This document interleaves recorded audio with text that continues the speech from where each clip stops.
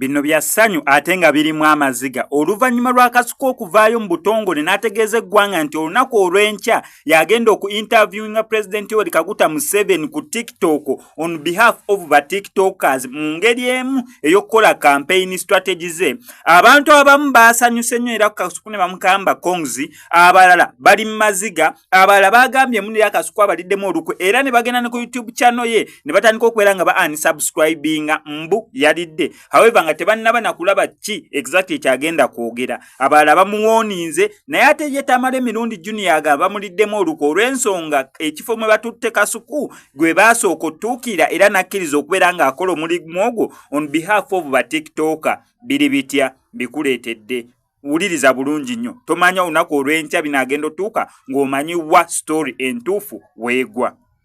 Kasuku bagamba obukadde magezi omusajja oyo emyaka gy'alina kitegeeza amagezi alina mangi. Tumukulekedde omutubuuliza ebibuuzo. Togeza noleeta ebibuuzi by'amabiina Kasuku gwe guno omukisa gwe tuyina era ffenna tutunuulidde ggwe. Yes, kikyolowooza kibuuzo ki kye wandyagadde Kasuku akitubuuliza omwami oyo. Kiteeke mu comment section yo otaginge Kasuku. Omugambe sebo kino nange nandyagadde okibuuze. Tumuwe listi kubanga Kasuku ayinza otuuka eyo n'agamba temwaŋŋamba bya kumubuuza. Kasuku toddeeyo n'obeera intimidated by no threats, they no longer make sense. Mwe akakajanja nakagaanira ddala. Nagaana akakaki akajanja abo tebasobolangako. Abo tebasobolangako. Tebalisobola. Ebyo bya boycott beerimba. Tebabisobola. Basooka ne bagamba boycott NBS. Era boycott pate z'abayimbi. Era simanyiwe. Temusobola. Why? Temusobola kwasesinga minimums. Bare minimum. Twabategeera buli we mulaba wantu nga temujja kusobola nga mugenda kwali atajja kusobola kwogera. Kati mweno momenti mulondamu always gwe munaasobola okubilitolinga. I am the chief spokesperson. It is business first. Business. Kwegamba muyine obudde bwe muyina okumala mubilitolinga omulala. Boycott NBS nga mugendayo bamufumbiro nga batuulayo bannamboze nga batuulayo nga mwe mukolayo interview. Kati n'olw'ensonga eyo tebasobola boycottinga muntu yenna.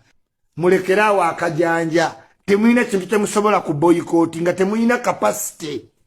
Musobola boycottinga bupate nti kalirandani. Yes. Naye wane Kampala gwanga mujenga yaliyo. Miki Wine nga ayimbe wa Pastor Bujingo. Miki Wine nga ayimba ku kivulu kya Gravity nga ate balamu ya kitegese. Kati this bogusness, daxi vibes mulaba ku pate za sanyuka. Miki Wine namusanga ku pate ya NBS. Nalinge na mugamba afulumeyo TV ya OB1. I can chase you out. Go! Lele nakuzo mwezi nga 3 January 2026. Koze video eno nga ndi munakuwavu. Eri ekibiina kyaffe ekyenaalemu. Natuukirirwa ne baŋŋamba nti nze agenda okukola interview ne president enkyanga nnya okurepresentinga abantu ba TikTok. Kyannaku kibanzigyeko ne bateekako Kasuku.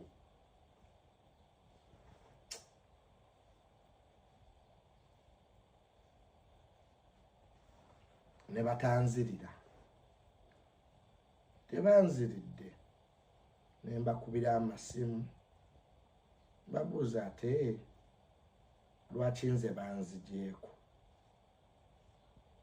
Leero wentegedde nti NRM ekibiina kyange kyenjagala ennyo kirabika tekiri waadinga bakyagala.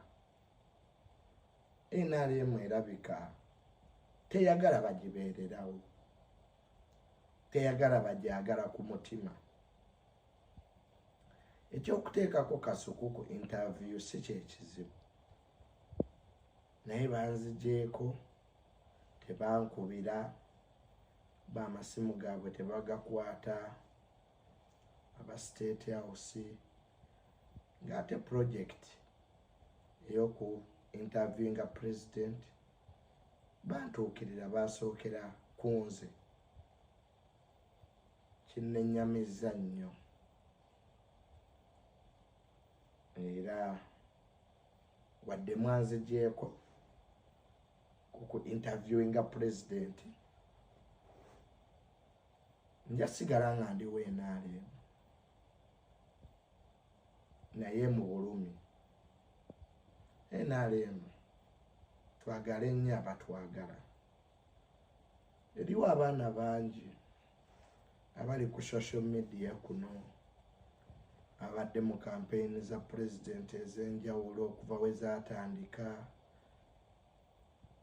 abatambudde ne president bakadda b'NRM ababadde naffe ebbanga lyonna tetubasuula wabbali kubanga abo be baagala ekibiina kyaffe ekye-NRM ne bw'aba tamala emirundi junior mumpisizza bwe muti ne tutuuka ku last day ne munzijja ku list interviewinga president nga mwali mwantuukirira musajja wattu ne neetegeka at the last moment you disappoint me. It's not good. Have a nice day.